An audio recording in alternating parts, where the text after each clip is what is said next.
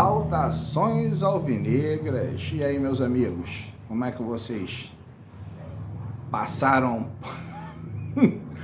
depois do sufoco de ontem? Não foi bem sufoco, né? Tiveram 2 ou 3 jogadas, mas nós vamos analisar isso aí nesse nosso quadro, Botafogo sem mimimi. Hoje é o pós-jogo. Nosso pós-jogo. Eu acredito que vai ser rápido. Mas antes eu sempre faço algumas considerações para a gente ter uma ideia do que às vezes nos atormenta, que são essas especulações, né, sobre contratações. A última foi a do Hazard. E eu lembro que eu vi o vídeo do TF, onde ele fala que realmente o jogador foi oferecido por empresários. E aí onde que eu quero chegar, o detalhe. Ele frisou lá, empresários. Isso aí já dá clara demonstração de que isso aí é uma tremenda de uma... vou colocar aqui uma palhaçada. Foi oferecido por empresários. Que empresários? Quantos empresários o jogador tem? Deu para você entender? Empresários. Aí eu chego lá, me apresento como empresário e falo, eu posso fazer uma tentativa no Hazard. Interessa a vocês? Tudo bem. Aí você fala, não interessa, tudo bem. Eu vou lá fazer uma proposta para ele, o Botafogo te oferece lá 10 milhões e contrato de 1 ano. Cara, o cara vai ter outra proposta de 10 milhões de empresários lá. Empresários. Era o empresário do jogador? Tinha a autorização do jogador para ser oferecido a algum clube? A quantos clubes esse mesmo empresário ofereceu o jogador? Que não é empresário do jogador. Não está vendo que não é um empresário do jogador? Porque se fosse o empresário do jogador, ele ia aceitar a proposta. Por que você iria oferecer um jogador ao clube numa proposta que você sabe que o clube não vai aceitar? Porra, cara, isso é surreal, é ridículo, entendeu? Então só o fato de saber que foram empresários significa que foram mais de um. Mas quem é o empresário do jogador? Quem é o representante do jogador? Qual a procuração que essa pessoa apresentou ao Botafogo para poder negociar o jogador com o Botafogo? Entendeu? Então esse pessoal aí é tudo franco atirador. Entendeu? Tudo franco atirador. Não foi oferecido nada, não tem nada, esses caras não representam ninguém e tudo isso não passou de uma tremenda, de uma fake news e de malandros querendo se aproveitar da fase do Botafogo com dinheiro. Essa é a grande verdade. Porque ninguém tem procuração do jogador. Ou você acha que vai aparecer algum empresário aí dizendo, eu tinha uma procuração do jogador para se oferecer ele a qualquer clube do Brasil? Não vai aparecer. E com certeza não foi esse procurador que ofereceu o Botafogo, o jogador ao Botafogo. Então, dito isto, como diz um amigo, dito isto, vamos ao que nos interessa. O pós-jogo, Botafogo 0, Guarani 0. Cara, como eu falei no pré-jogo, eu dei a minha escalação, né, como sendo a escalação ideal. Eu tenho a impressão de que todo mundo tinha uma escalação ideal dentro do seu interior. Mas como eu falo, cara, o pré-jogo deveria ser feito, né, meia hora antes. Porque foi quando saiu a escalação, né? 1 hora antes, 1h30 antes. E aí? E a escalação? Né? E aquela escalação ideal que todo mundo achava? Vocês entenderam a escalação? Eu entendi. Mas eu tinha a minha escalação. Então vamos lá. Gatito Fernandes. Cara, muito bom no gol. Como eu digo, o Gatito Fernandes ele só tem a dificuldade de sair jogando. Ele tem muita dificuldade de sair jogando, o que o Perry não tem. Então, mas, cara, dentro do gol o Gatito é um monstro.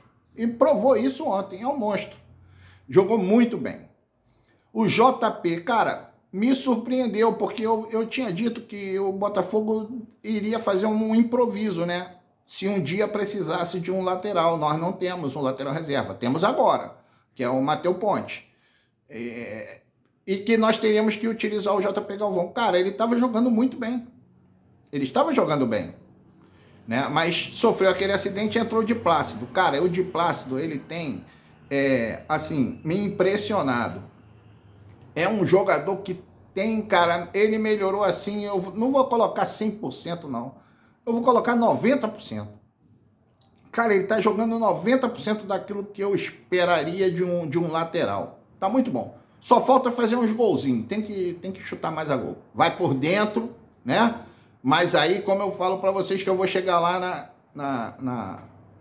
nas outras posições, por que ele não tem essa condição de ir por dentro, né? Fazer a alternação, né? Entre jogar linha de fundo e jogar por dentro. Então, o Di Plácido, cara, entrou muito bem, pô, substituiu, o cara manteve ali o padrão que ele tem mantido, tá? Adrielson, cara, monstro. Eu já falei, cara, Fernando Diniz, é Nino e Adrielson. Não precisa de ninguém lá de fora, entendeu? Vamos dar essa valorização, vamos dar esse apoio aos jogadores que estão aqui no futebol brasileiro. Felipe Sampaio, cara, mais uma vez eu cito, Felipe Sampaio pelo lado esquerdo, não daria certo, não dá certo. Ele não jogou mal, mas ele falhou. 2 vezes lá, ele falhou na hora de rebater, não conseguiu se posicionar corretamente e falhou.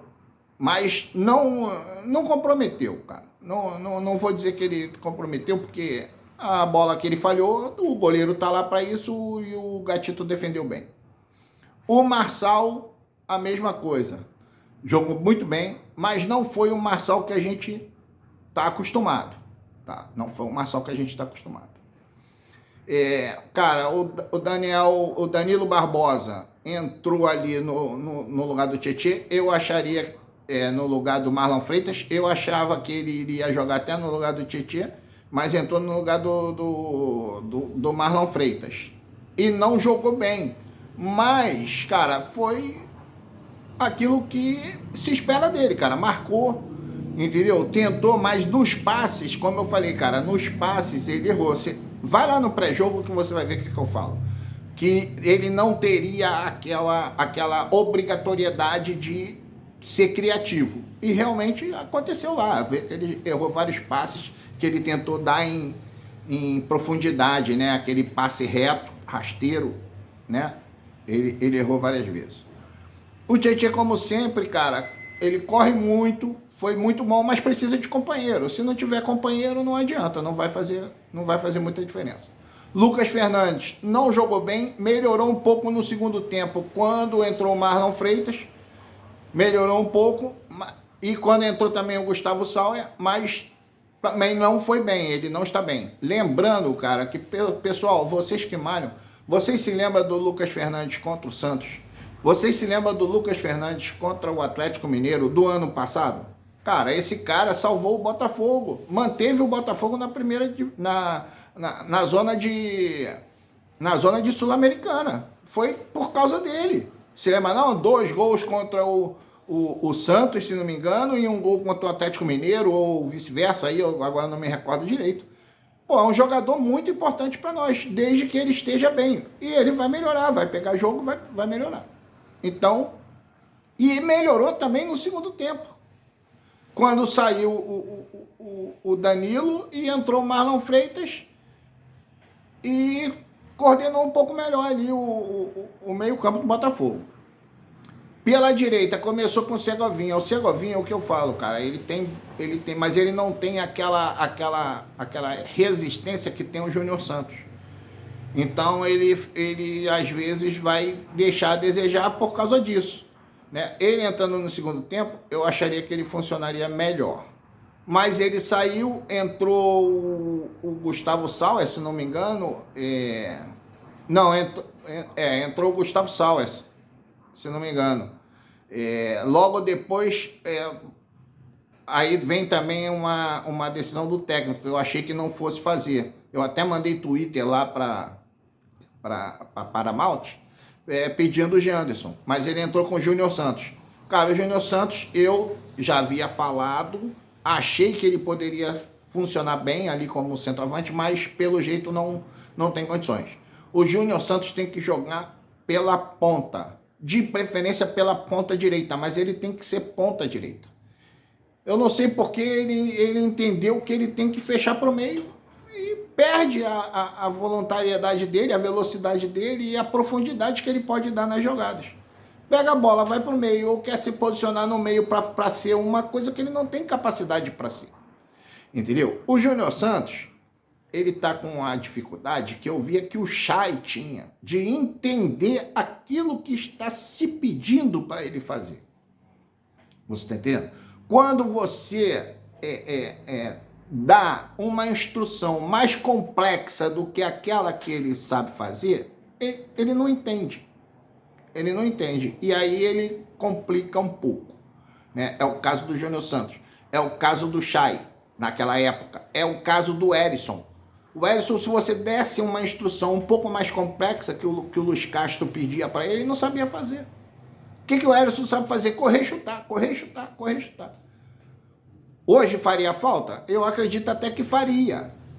Né? Porque hoje, para um reserva, você tem um reserva que chuta bem, que corre bem, daria resultado. Mas para ser titular, não. É o caso do Júnior Santos. Entendeu? Ele tem muita dificuldade de fazer isso.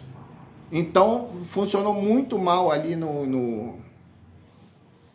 como centroavante. Mas dá para se entender que ele foi deslocado ali para centroavante. Mas o técnico tinha que fazer isso mesmo.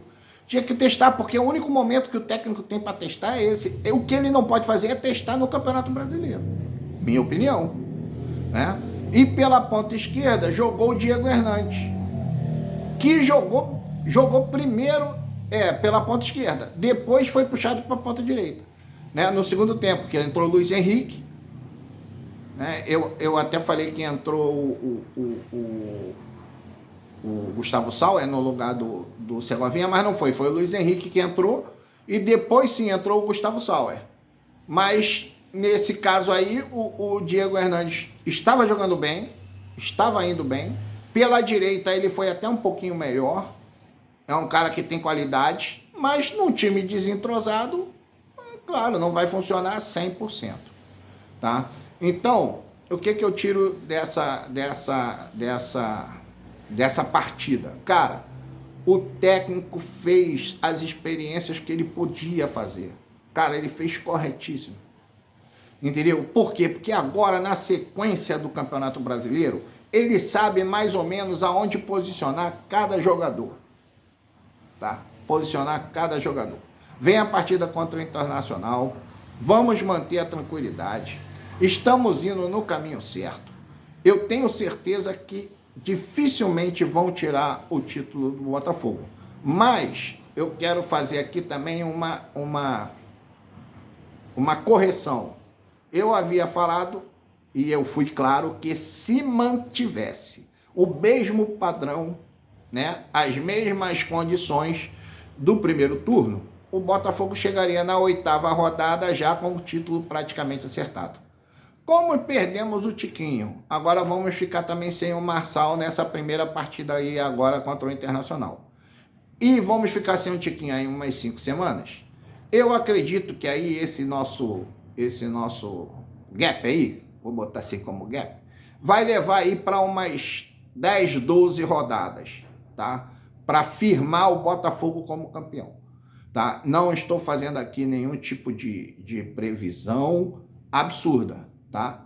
É se mantendo o mesmo padrão que está sendo até agora, tá bom? Um grande abraço, saudações alvinegras, Celso Rodrigues, Celcinho, Luiz Celso, como vocês quiserem me chamar. Vai lá, compartilha, curte, diz que não gostou, comenta, chama seu amigo, se inscreve no canal, você pode fazer como você quiser, tá bom? Um grande abraço a todos, ficam com Deus.